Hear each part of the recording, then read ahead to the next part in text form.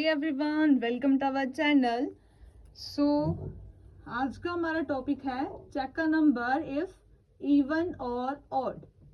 Okay, so हम एक question हमारे पास, चेक का number is even or odd. हमने नंबर तो चेक करना है कि वो इवन है और ऑड है। Okay, so hash include, start करते हैं। Hash include studio dot h int main function दिया है, हेडर फाइल दिए है, मेन फंक्शन दिए है।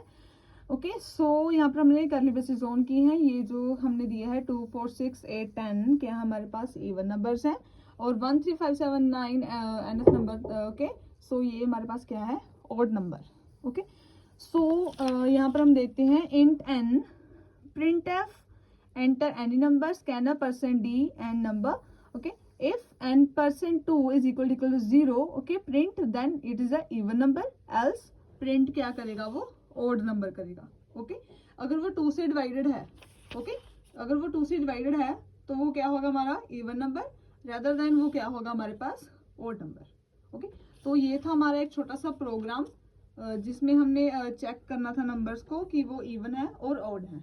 ओके, अगर आपको इस लेक्चर को अच्छा लगा हो तो इसको लाइक करना। Thank you.